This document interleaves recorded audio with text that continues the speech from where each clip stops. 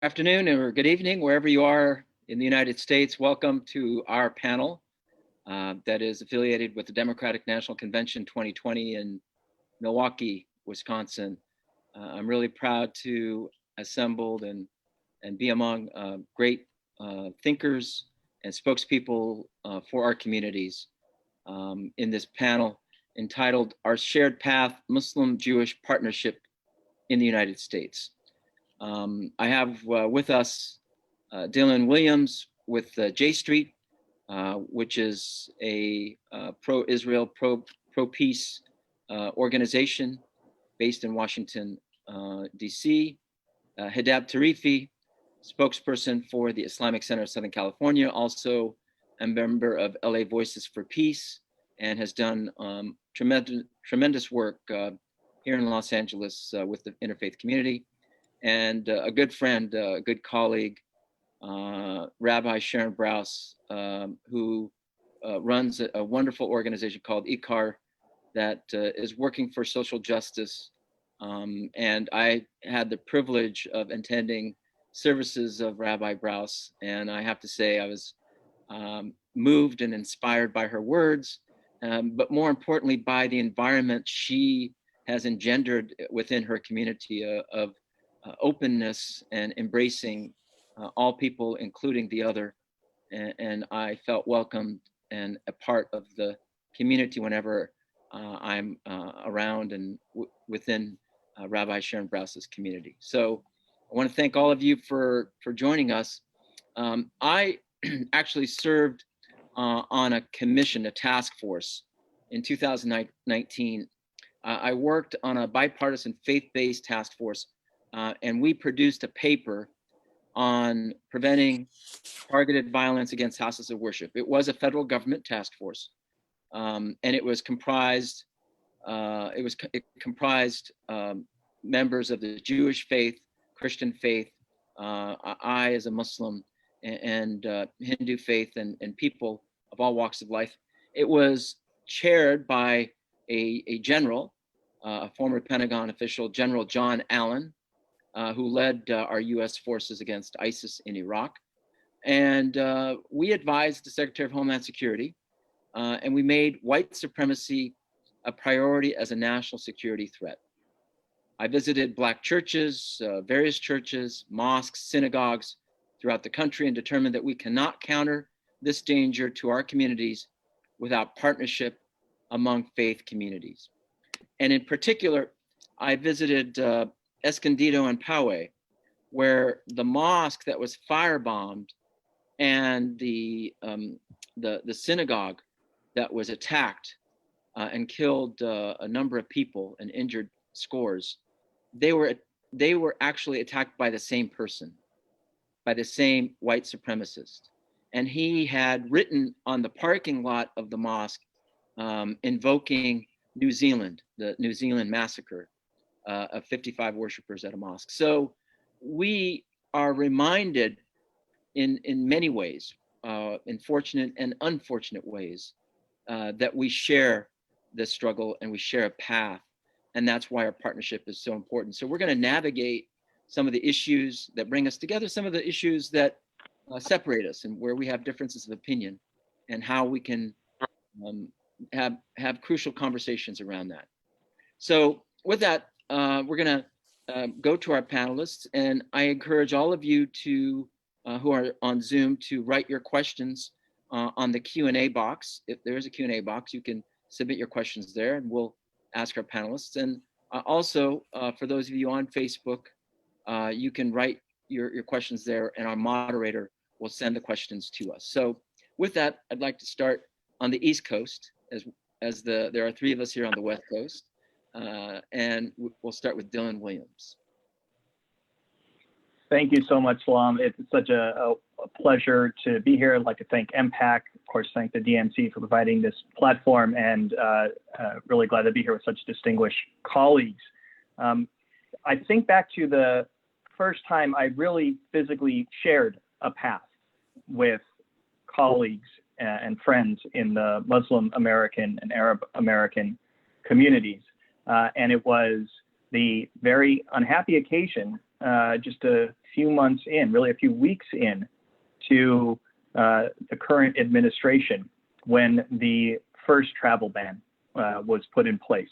And we all remember the scenes from airports where Americans from every community rushed to provide support, whether it was legal support, moral support, whatever they could, to stand with those who had been targeted by this discriminatory initial policy of the administration. And some friends of mine who I'd worked with closely on other issues who happened to be Muslim Americans, some of whom had family members who were targeted or potentially targeted by this policy, asked me to help them organize a small rally because I was the only lawyer they knew. They knew I was very much opposed to what had taken place, and they wanted someone who could liaise with the police if necessary, just to make sure everything was went as it should. When we got to the rally point, there were already thousands of people there, and it grew by several thousand. President of J Street, Jeremy Ben-Ami, spoke. Other Jewish American leaders spoke.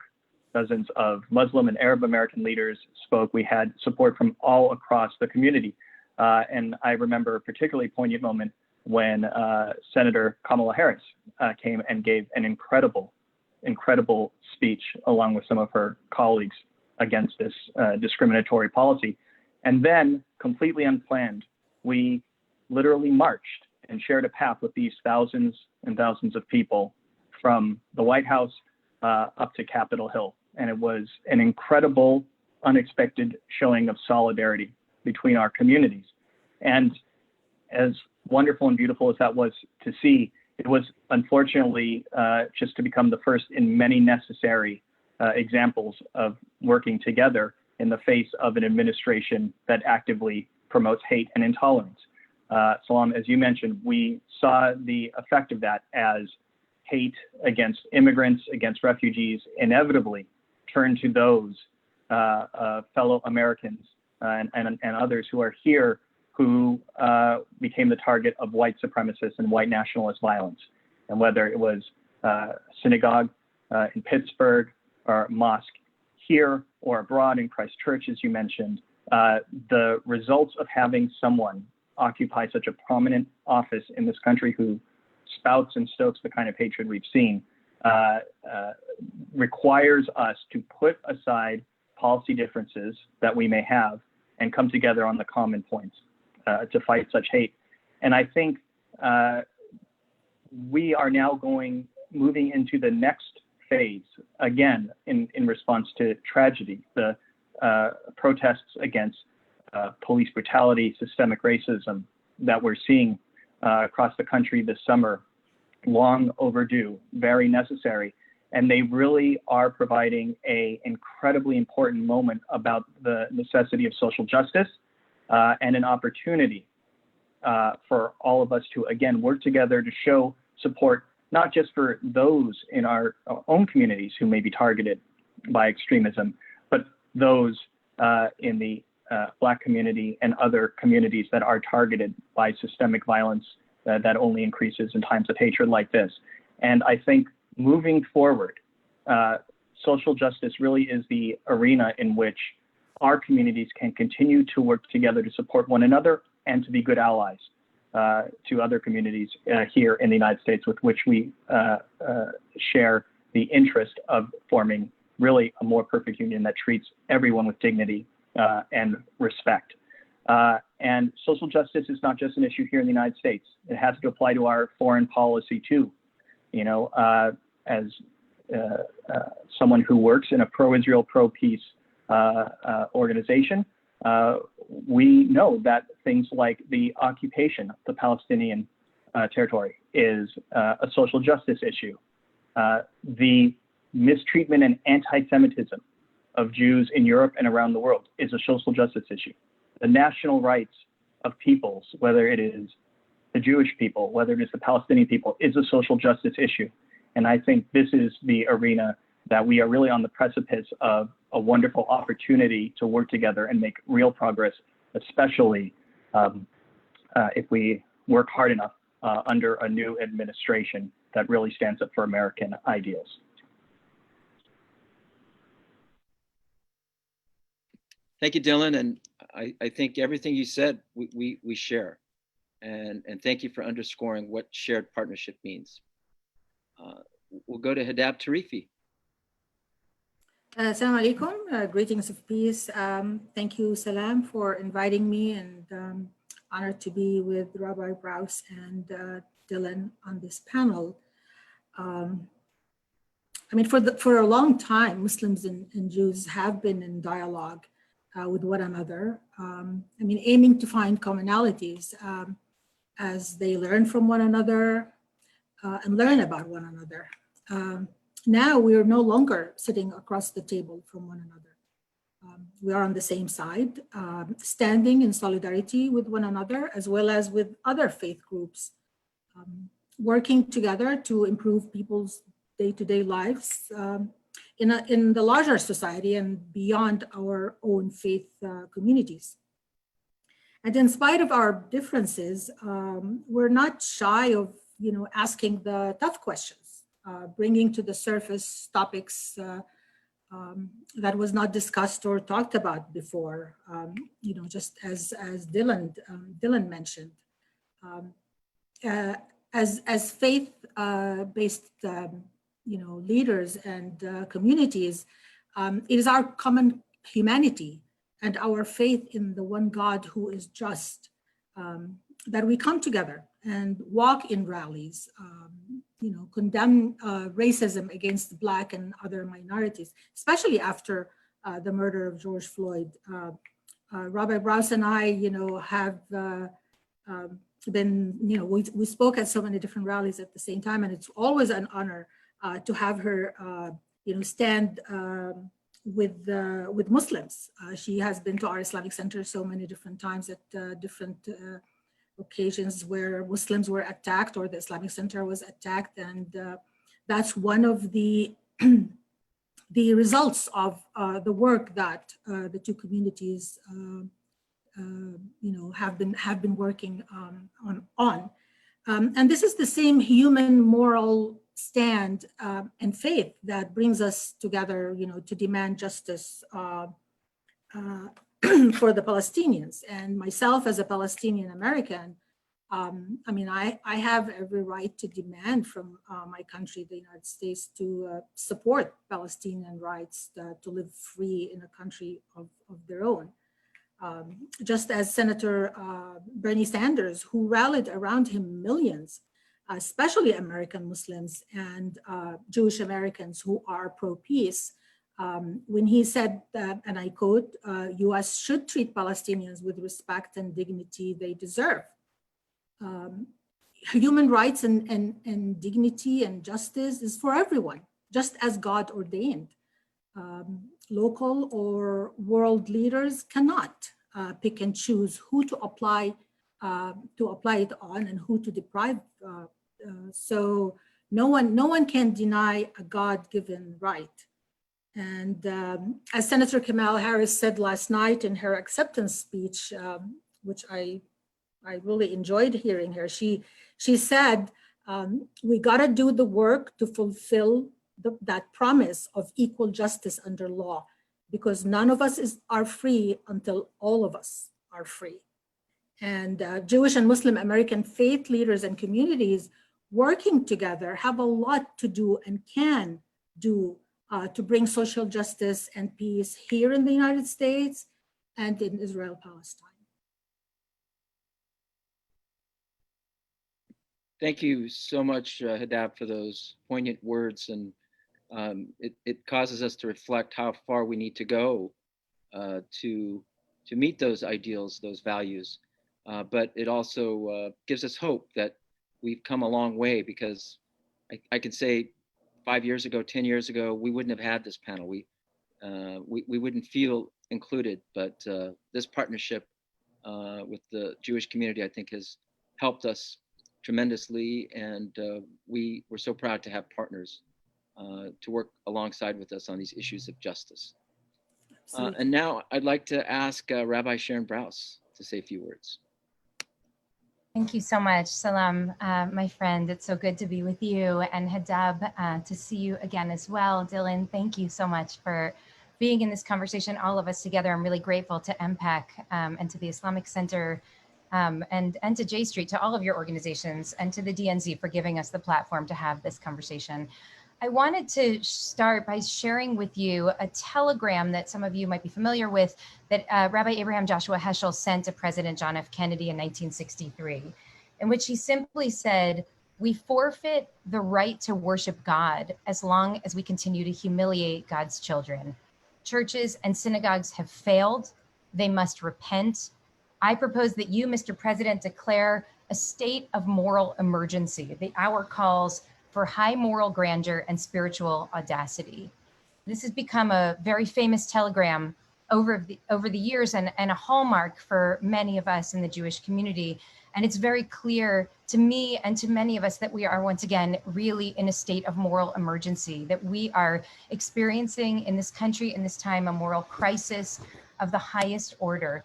In the last couple of years, we have seen the total upheaval of social and cultural and political orders as we knew them. We've seen the devastating effects of the policies of this administration on our lives, on our earth, on our bodies, on our economy, on our spirits, and on our democracy.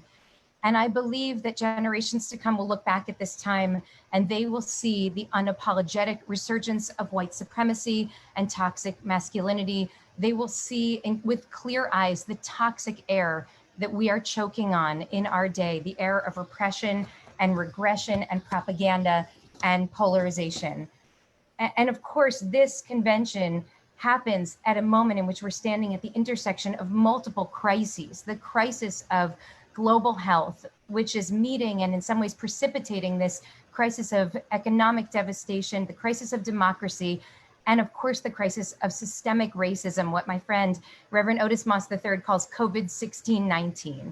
And all of this has only crystallized what's at stake in this moment. In light of that, I go back to 4 years ago, November 2016, when a group of clergy leaders gathered together at the Islamic Center of Southern California, where Hedab is. It was a diverse mix of Angelinos, though predominantly Latino. And one of the Muslim leaders of this mosque stood up and said the following: "Our message to the immigrant community is that you are safe here. We will wrap our arms of love around you to protect you." I was so moved and astonished to see a Muslim leader addressing primarily Latino clergy with this promise to protect and defend their most vulnerable from the threats that they might face from the federal government. And it occurred to me then that this is what high moral grandeur looks like in our world today. As a Jewish people, we know really well the dangers of autocratic regimes who rise to power through the stigmatization and scapegoating of minority populations. And we recognize the attacks against Black and Indigenous and immigrant communities, on LGBTQ people and folks with disabilities and the poor. And we've seen the spike in anti-Semitic incidents and the spike in attacks against Muslims. And we know from our history that the only way out of this is together. The moral grandeur in our time looks like alliances. It looks like us standing together in the fight for equality and justice. It looks like all of us standing up and proclaiming that we will use all of our spiritual and political and intellectual resources to fight for one another's safety and dignity and liberation. My friend Valerie Kaur, who's a Sikh American civil rights activist and an author, writes that there are different kinds of solidarity. There's shallow solidarity, which is based on the logic of exchange. If you show up for me when there's a shooting in a synagogue, I'll show up for you when there's a shooting in a mosque. But deep solidarity is actually rooted in recognition. I show up for you because I see you as a part of me, because I recognize that your liberation is wrapped up in my own. And this is the story of the Muslim-Jewish alliance in our country, especially over the past couple of years. This is an extraordinary indication of what's possible when we work together for a more just and loving world. Right now, it seems that we share a really deep and clear-headed insistence that things ought not be as they are in our country, that we have to work together to defy an unjust power structure, to dismantle systems of oppression. And I know that it's not always easy for us to stand together, because the big tent is a really big, really messy idea. but we are in this moment in the trenches fighting an ideology. We're not fighting one person. We're not even fighting one party. We are fighting an ideology that is diminishing the humanity in all of us. And this ideology has been around since the foundation of our nation. It justifies gross abuse and neglect of its citizens. It justifies tearing children out of the arms of their parents. It mocks science. It wreaks havoc on our earth. This ideology is endangering all of our lives, and it is posing an existential threat to our democracy. So we have to remember that in the fight against injustice, you don't have to like all of your allies. You just have to love them. You have to see them as images of God, deserving of our love. And I say this now because I know that the next 2 months will be very ugly, and we have to all be very careful not to be dragged into a kind of shadow war that's brought about by people who are invested in dividing what is otherwise a deeply unified party that's working right now to end the scourge of this administration and of our time. We cannot hold this conversation on the terms of the people who benefit most when we turn on one another. We can disagree even about really important matters. We are not tin soldiers, but even as we disagree, we must remember that we have a shared interest in increasing dignity and justice and love here in the United States and around the world. We have a shared interest in hastening the end of the most corrupt, most dangerous administration in our history. That is what it means to live in moral grandeur and spiritual audacity. Our goal together has to be to transform this hour of cacophony and catastrophe into the opening chords of a beautiful, just, multiracial society for all of us and for all of our children. Wonderful. That's just absolutely superb. Thank you. Thank you, Sharon. I think we can look at each line and have a conversation about all the points that were made from your talk, as well as Dylan's and Hedab's. But we only have a few minutes, so we are going to go right to the questions. We've had a lot of questions already come from our audience, but before I mention the questions, I want to read some of the comments we've had.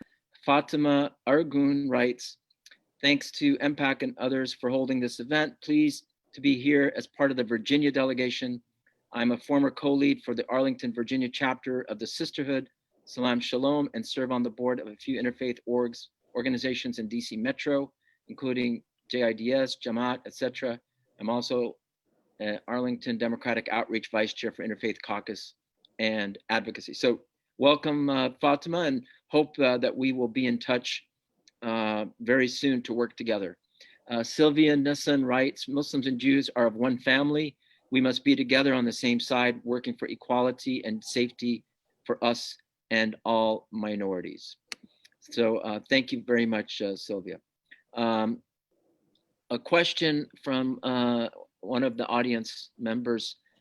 "For many communities of color, we feel like there is very little representation in Congress.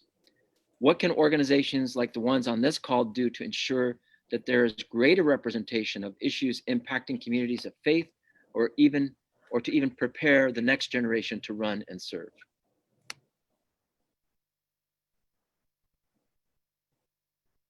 Go ahead, Dylan, why don't you start?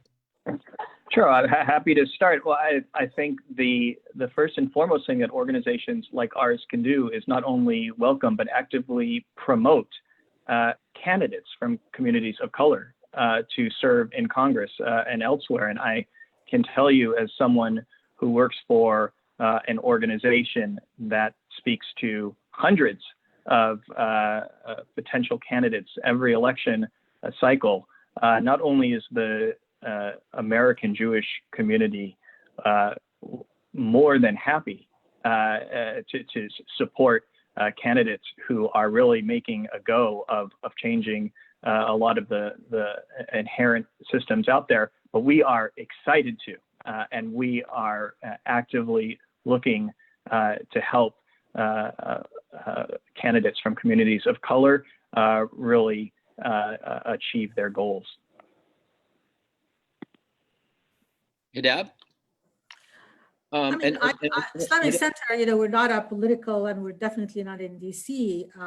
But I think from a religious perspective, you know, what is critical is to really encourage and empower communities to really be civically engaged, understand from a faith perspective that they have to stand up for others, and they have to work with others so that they can push for what is best, not just for themselves, but for the community. And that by itself will hopefully open doors. Just remember, you're doing the work that God Almighty has entrusted us to do on this earth, and that is for the betterment of humanity. Sharon. Yeah, I just want to say that I've been so inspired the last couple of days, just witnessing what's going on at the DNC, because it seems to me more than ever that we're seeing the centering of voices of people of color on the main stage here. And I think that's really critical, creating leadership pipelines, creating points of access, and then really centering and lifting up voices that have been historically marginalized and invisibilized. That is the only way that we're going to see policy change, is when we bring different perspectives into the room and then actually lift them up and really create the space for people to learn from one another. You know, from the standpoint of Muslims, we notice that anti-Muslim animus spikes as we get closer to the election. And if any one of us decides to get involved, not just run for office, but just to participate on a panel, or let's say, or to meet with a member of Congress, immediately we get the attacks that we're terrorists, that we don't belong in America, that we're the scum of the earth. A lot of basically, you know, what Jews have had to suffer for quite some time. So it's very similar, eerily similar there as well. And that there's a litmus test for Muslims, you know, to enter politics. And I wanted Hedab to speak to that a little bit, because I know that's something that we have felt in our community. Yeah, I mean, it's absolutely, you're right, Salam, and we live in an environment where if you're not aligned with the majority, then you are either labeled unpleasant titles, or backed in a corner, or not even given a forum.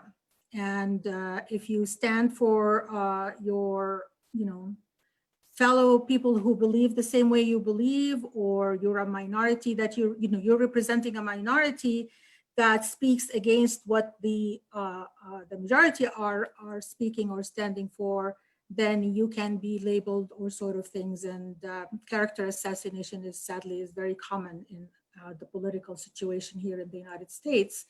And that's why I base everything that I do on my faith. We are, I mean, just as all our prophets, peace be upon them, when they stood up to deliver the message and bring God into people's lives, they were attacked and they were called all sort of names. So we need to learn from them and stand tall. And yes, we can take punches, but we need to stay firm to our faith and our beliefs and continue doing the work, and not get discouraged or allow these punches that are sadly now are common to bring us down.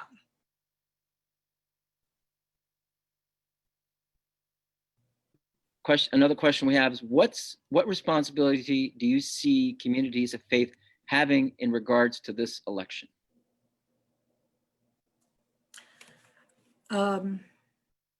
You can start. I can go quickly, but I'd love to hear from Sharon, Rabbi Brous. People of faith need to understand that it is not just what is best for them. It is what is best for the community at large. It is what is best for humanity.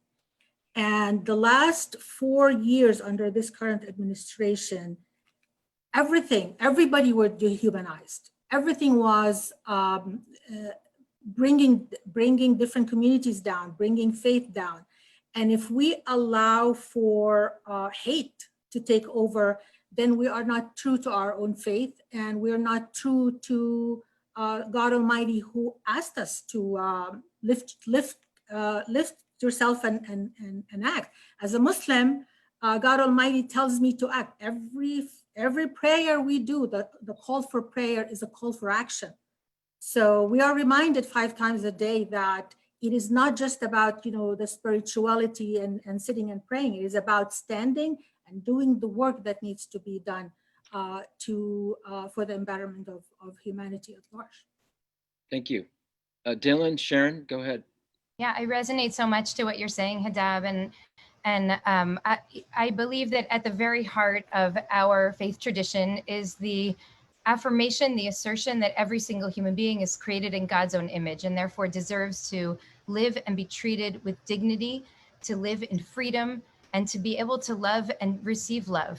And politics is only the translation of our core values into the public sphere. And so what we need to remember in this moment is that we are called to realize that greatest challenge and aspiration of our faith, not only for ourselves and for our family members, but also for our neighbors and also for everybody in our society. And the rabbis in the Talmud say, if you have the ability to protest against the wrong in your household and you don't do so, you're held responsible for it. And if you have the ability to protest against a wrong committed anywhere in your city, but you choose to stay silent, you are held accountable. And if you have the ability to protest against any wrong being committed around the world and you do not do so, you are responsible. And I believe we have to take this sense of responsibility so seriously, because in this moment, we're seeing the image of God desecrated every single day. 170,000 people plus have already died from COVID because of gross mismanagement from our federal government. We're seeing environmental devastation like we could never have dreamed of. We see people dying from poverty-related illnesses every day because they cannot afford medication or basic health care. Those are absolutely issues that people of faith need to be concerned about. Politics is translating our core values into the public space, and we are called to pursue policies that will enhance the dignity of every single human being. Wonderful. Thank you. Dylan, you want to add anything to that? No, you don't want to even try. Okay, you're wise. It was beautifully said. Another question that we have, a couple of speakers alluded to from Esma Raza. A couple of speakers alluded to the fact that the Muslim-Jewish alliance has been stronger in the last few years. Of course, this is because of the rise of right-wing extremism due to Donald Trump's actions. We have a shared enemy now, so it's easy to rally together. But how do we continue this alliance in a post-Trump era, especially as a Biden administration is likely to continue the decades-long unbalanced foreign policy in the Middle East? I think that's a Dylan question. Happy to try. So first of all, I think even if we do our work and get rid of this terrible administration, I think there's still a lot of work to be done here at home, even with an inspiring administration that does the right things. We have a society, as Rabbi Brous and Hedab have both pointed out, that needs a real kind of attention paid to the structural issues within it, and that the American experiment or project is far from perfected yet, and it is incumbent upon us to perfect it. And I think in the area of social justice, there is still so much work we can do together domestically to make real progress that is desperately needed, but also in the foreign policy space. And I think we are seeing a real resurgence of the notion that we need to be using diplomatic power and smart power rather than the use of force, rather than military power. And that is becoming a consensus position, at least in the Democratic Party. And at the fore of that are Muslim and Jewish American voices that are making the case in different contexts around the world that we fundamentally need to rethink how we use the tools of foreign policy. And I think there is an enormous opportunity with an administration like the one that, at least I'll speak for myself, I hope to help put into the White House for our communities to work together to effect that change in the coming years. Wonderful. Next question. Thank you for convening this crucial and brave conversation, from Andrea Hodos. Rabbi Brous talked about the messiness ahead that may stand in the way of Muslims and Jews able to stand together and the forces that are trying to cleave us. What are panelists' thoughts about the best ways to work against this pitting communities against one another, especially Muslim Jewish communities? I can speak to that. I mean, read Timothy Snyder, this and Masha Gessen. What's happening right now is straight out of the autocrats' playbook. We turn communities against each other so that there's no time to look together at what our shared values are and our shared interests are and work toward a better future together. And I think all of us need to reject a zero-sum game here. It is absolutely not only possible, but it is also incumbent upon all of us to recognize the rights and dignities of both Israeli Jews and Palestinians, for example. Those things are not inherently contradictory to one another. To understand from each of our own history the need for self-determination of the other people, because we understand what it feels like to be from a people that has had no home and has never been seen and fully embraced and accepted by the rest of society. So from a place of empathy and real understanding of one another, in many ways strengthened, I hope, by the work of the past many years now together in the trenches, I hope that we come out of this and are able to really reject the playbook that's before us. It's so obvious. If you turn the left into a circular firing squad, we don't have any energy left in order to fight against the people who are putting kids in cages. And we don't have to play that game. We don't have to accept the rules of the game that want to turn us against each other. There are real differences between the ways that we see things. And also, I remember Hedab standing up several years ago in front of the Islamic Center at one of our gatherings, and you said that many non-Muslims in America have never sat down and talked to an American Muslim. Take me out for tea, you said. Have tea with a Muslim and learn about me and understand me. And I so resonate to that, to find the humanity in each other so that we're not only focused on the ways in which we differ on policy issues, but we see that our shared goals really are uplifting the liberation and the dignity of each and of all of us. If I may just add a quick one. Yes. It is true, maybe the hateful environment that we live in that has, really strengthened the Muslim and Jewish community coming together. But I'm hoping and praying that it is the love that will actually make us continue the work for our communities and for society at large. Wonderful. And can I also add, Salam, Andrea Hodis, who asked this question, is part of this extraordinary effort that's happening here in Los Angeles that both of you are connected to as well. The work of New Ground, which is run by the amazing Aziza Hassan, and really brings Jewish and Muslim teens together to start to see each other before they're able to develop a kind of sophisticated learned hatred of one another, instead to become friends and to see and understand each other so that they can work through the difficulties in a generative and compassionate and empathic way. And I think we need to all lift up that kind of work, whether it's in Los Angeles or anywhere around the country. Yeah, Aziza has done tremendous work, and I think she's even spoken at the White House in the past on that kind of work. So we really wish her the best in continuing that endeavor for continuing the Muslim-Jewish partnership. Another question then we have, what can our communities do more or better to influence decision-making on Capitol Hill, especially if a new administration is in place in November? Perhaps more importantly, if the administration does not change, what are the avenues for more effective work together to protect the values we espouse of justice and coexistence in our combined communities? I really see it as a responsibility for all members of the society, but definitely as faith leaders, we not only need to work with the administration, and hopefully administration that would not marginalize minorities, but would open the door to have them at the table, discussing issues of interest to the group in particular, but to the society at large, and make them involved in bringing their faith, bringing their expertise, bringing their love for the United States, that they can be a full participant in the process and policy making. But I think at the same time, we need to hold them accountable, and we need to make sure that we will not allow them to marginalize us, because I mean, the last 4 years, both Muslim and Jewish communities and leaders have been marginalized.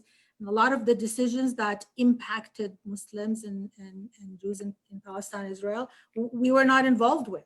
It was more political than anything else. And religion, some people might not be following a certain religion, but I think the Muslim and Jewish leaders who are true to their faith will definitely push for what is better for society at large. And I'm hoping that we will continue that work and continue holding our representatives and politicians accountable to us as a community, and to demand from them what they should do to promote peace and social justice for everybody. Wonderful. There's a program called Congressional Leadership Development, and these are Muslim interns who come from around the country, placed in congressional offices. And an offer to you, Dylan, is to have young leaders from J Street. I know there's J Street U. Meet the Muslim congressional leaders in their program, and possibly have a joint program or a joint event when COVID is all over, of course. But maybe in the next year we can do that together. That would be outstanding. Any opportunity that we have at every level, whether as professionals in the space or just people who take a few minutes of every week to engage in advocacy. I think what's important, no matter who's in power in the White House, but I want to emphasize that it is especially important if there is someone in the White House with whom our views align much more than this current president, that we not let our guard down. Those who disagree with us on fundamental questions of policy and what our society and our country should look like, they never let up. They're not as numerous as us. We actually outnumber them. Americans who want to preserve what's best about this country from all backgrounds outnumber those who don't. But the difference is those who are committed to taking us in the wrong direction oftentimes devote more of their time, more of their resources to it. So it's incumbent upon us not to let our guard down, no matter who's in the White House, and to organize, to coordinate, and set aside time, each of us every week, to ensure that we are in a coordinated way advocating to our lawmakers on Capitol Hill and to policymakers in the administration. Okay, we'll have our last question, and then we'll go to closing remarks from David Marshak, who asks, can the Biden administration be a catalyst to help people who seem to disagree work hard to understand each other? And I take it disagreeing along political lines, not along faith lines.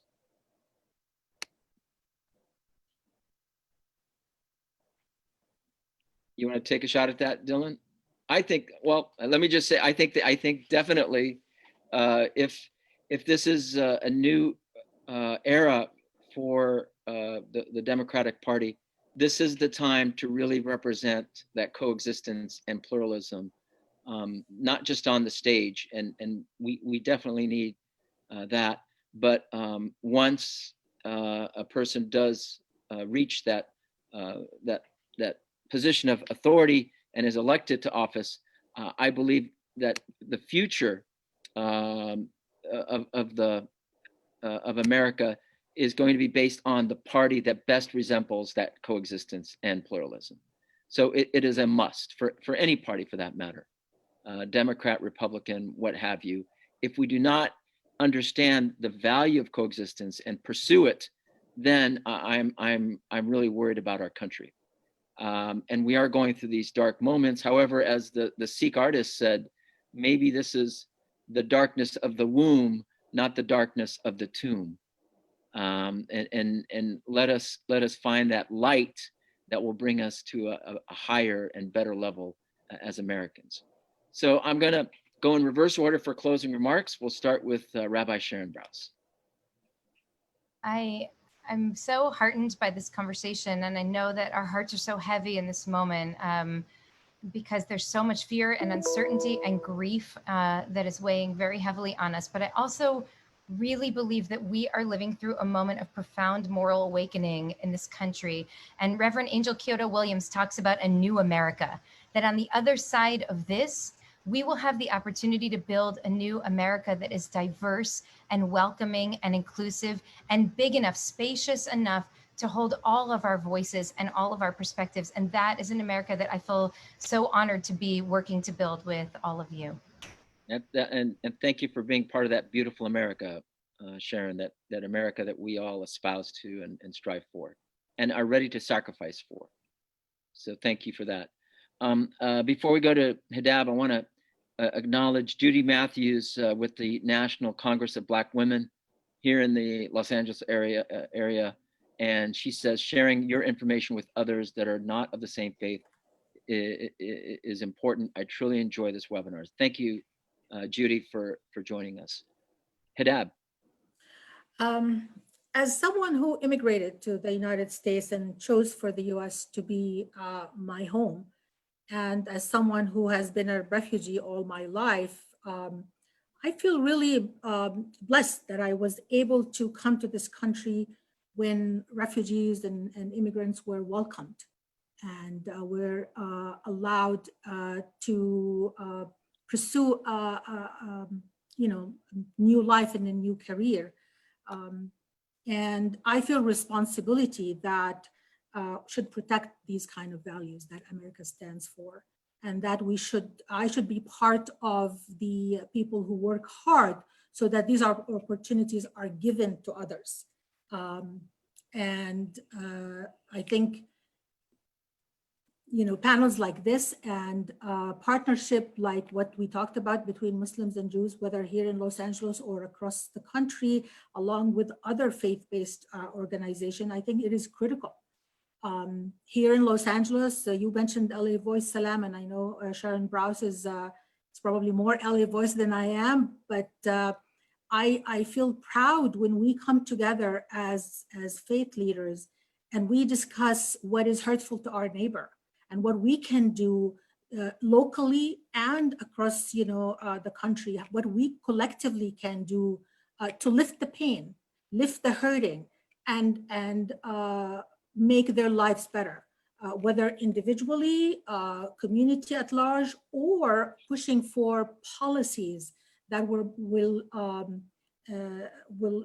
remove that pain and hopefully give them an opportunity for a better life. This is the America that I hope to continue, and I hope to continue being part of.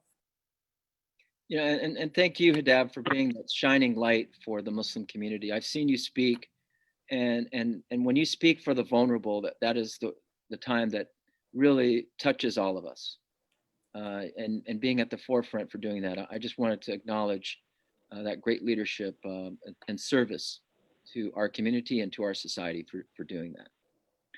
Sean Landris writes that as a member of the Jewish community who has been involved in Muslim-Jewish dialogue with you and others at times when it was very difficult and we faced challenges from our own communities, thank you for doing this and for modeling the kind of relationship building for healthy communities that Vice President Biden and Senator Harris embody themselves and will build back better. So thank you, Sean, for that reminder. We have gone through tough times. We are in a better position. There's still a long ways to go. There's still many crucial conversations we need to have. And I'm glad that you felt that this conversation was helping move the needle towards a better relationship between Muslims and Jews. Dylan. Well, thanks. I want to build on that actually and offer and conclude with a hopeful prediction, which is that our communities, I think it is inevitable, will continue to work together, but we will work together more frequently and we'll work together more closely. And it won't just be on the issues where it's common sense right now, like fighting back against the hate that we're seeing. I think it will be on the tougher issues where people assume we can't work together because of policy differences. It'll be on the tough foreign policy questions. And I think not in some distant future, but within a number of years, lawmakers will turn to their staff when dealing with a tough issue or a tough vote, and they will say to their staff, tell me where the major Muslim American and Jewish American organizations stand on this.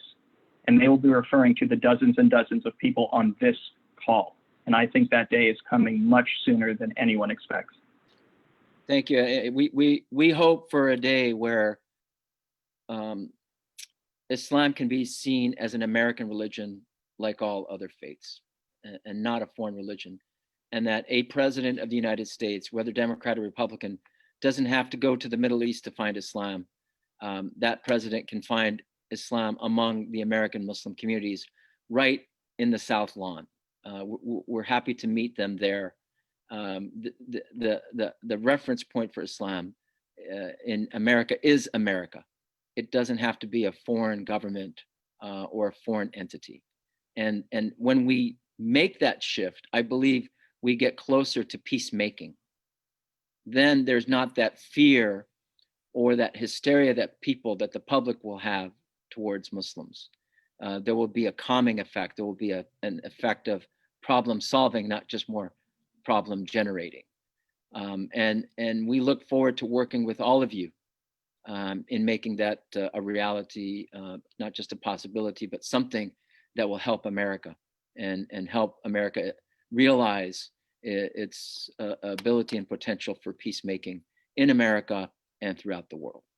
Thank you very much. This has been a wonderful, wonderful conversation. It's been amazing and inspiring for me just to listen to you. And even though I know all three of you, and I'm sure much more for those who don't know you and listen to you for the first time, I'm really proud to have shared this panel with all of you. Thank you very much. We say Salam Alaikum, Shalom Alaikum, peace be unto you, paz, and may all of you have a wonderful day. Thank you. Thank you. Thank you so much. Vote. Yes, go out and vote.